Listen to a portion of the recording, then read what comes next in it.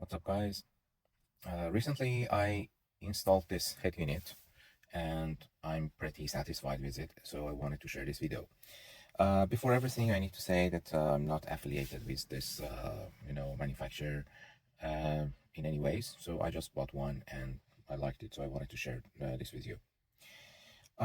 First thing first, you see that it fits the space pretty nicely, and it doesn't need any trims around it to be able to fit it exactly in the space that we have on this car. Uh, this is a Chinese unit. I did not find a unit that is manufactured by some famous brand and fits inside this space nicely and also connects to Porsche specifically. But this is exactly designed for this car, and there are other versions that are designed for, uh, you know, other Porsches. Uh, as you see, the space usage is very good. So the space starts from here to there, and they used almost all of the space for the screen, and the buttons are very tiny here, and the knobs are tiny. So the space usage is pretty good. One thing I need to say is that it's a little bit dim, especially when there is, a lot of sunlight in the car. It's a little bit dim, but it's not that bad, so you can work with it. And backup camera is a little bit dim, also in my opinion. It should have been better if it was brighter. With that, what is it? It's an Android device, basically. It's a phone. It's just like your phone exactly has the operating system as a phone. So it has everything that a phone has. So it has 4G connectivity. It can basically have a SIM card. It has GPS, so fully functional GPS. It has a Wi-Fi. It has basically you can log in into this with a Google account. And if you log in into this with a Google account and you add a SIM card to this, then this is gonna behave just like your phone. So you are gonna have a phone number, you are gonna have everything, and you have all sorts of apps that you want, and you have Google Play, so you can go there and install everything that you like. So this is pretty nice. Uh, and basically all the apps, it's not like a typical infotainment system that limits you regarding the apps that you can install. This is basically an Android system. You can install everything. I guess it was updated, if I'm not mistaken, just right now. Yeah. So anyway, uh, but uh, I do not suggest you basically use your actual Gmail account for this because of safety and security. So what I did was that I made an account that is not my that is basically an account just for this unit. And if I want to send something to car, I can basically share it with this account and say if I have a destination, if I have a route in Google Maps and I want to send it here, I can send it to this account. It has both CarPlay and Android Auto, both wireless and wirelessly, which is pretty good. So you can connect both of these phones as you like. With that, let's review the UIs. Well, the UI is pretty good. This is the default UI, as you see. So it has apps here and there. It has AutoLink that basically connects you to your phone. And you go to the settings here and say, this is basically a menu that is designed just for this head unit. So say you can go to display. It has different themes if you're interested in different types of, themes. Say this one, then it becomes like this. And so I think it's pretty nice for an infotainment system that is in the car. Okay, what else? There is a menu here. If you don't want to, every time that you start the car, you don't want to wait for like 10 seconds until it comes up, because that's a problem with normal using Android systems. It takes some time to come up. Then you turn on this sleep mode, and when you turn on the sleep mode, what happens is that um, it basically remains on for a long time. I just guess that until the battery level is full, it remains in sleep mode and it doesn't turn itself off. So the next time that you just start the car, it's already there, just immediately it comes up. All right, the next thing to discuss is installation, of course.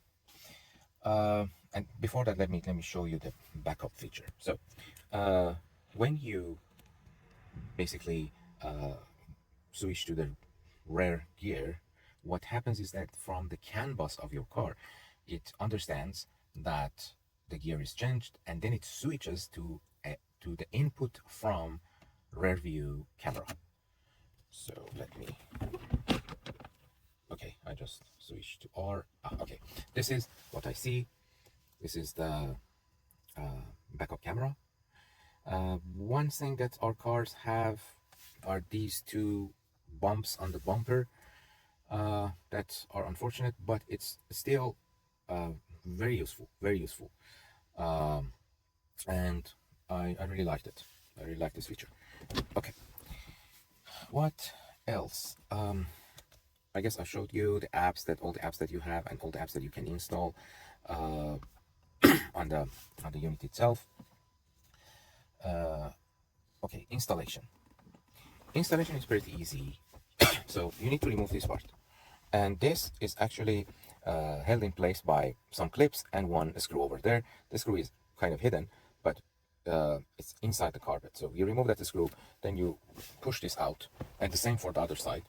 And after that, there are some clips here and there that you open, and then the head unit comes out. Then you basically put this head unit in, and that's it. All the connections are supported here. So the antenna of your car radio antenna just goes directly into this unit. The connector, they support you with a connector that basically connects to Porsche without any problem. If you have fiber optic audio, you need to buy a version that has another converter for that. But anyhow, now that I say that, the sound quality is, I don't have the, high quality audio in this car, I guess the audio package that has fiber optic. But comparing to the base version of the audio, this is much better. The volume and the quality of the sound now is much better, even without changing the speakers. So even regarding the audio, it's a really good improvement to the car. With that, you need to install several things, of course. Antennas. As I said, it has 4G antenna, it has Wi-Fi antenna, a radio antenna that I already talked about. And by the way, it has radio itself, and you can basically use it as a radio, a traditional radio. And so you need to, for Wi-Fi antenna, it can be inside here because mostly you're going to be connecting it to your phone. But for 4G and GPS antennas, you need to take them out of the car. I mean, it's better to take them out of the enclosed car. So the way I did that is that there is a grommet between the front of the car and this compartment, and the grommet is underneath the I cannot show it here, but it's underneath the steering wheel. And when you do that, you make a tiny hole in the grommet, and then you can bring the antennas to the front of the car and you can put it everywhere. The best place is going to be right underneath the windshield. Let me show you. Okay, now USB cables. If you want to connect your phone with wire to this head unit, you need to basically have USB ports. Some people use cigarette lighters, for the USB inputs. But what I did was to basically, bring them here. I removed this CD place, and I routed the wires from there to here, and I have this. I can also put, and the reason is that I can now put my phone inside the glove box. And okay, that's pretty much it. But we need to basically install a backup camera as well. I tried some wireless backup camera, and it wasn't good at all because there was a huge amount of interference between Wi-Fi signal and camera frequency. The quality was awful, everything was bad. So I bought a different camera from Amazon, backup camera, and I routed the wire inside the car. So let me show you. Well, this is the backup camera installed on top of the above the license plate. The wire for the camera goes here. Underneath this, there is a grommet, and even without removing the bumper, without sorry, removing anything, you can just remove this one, and you have access to that grommet.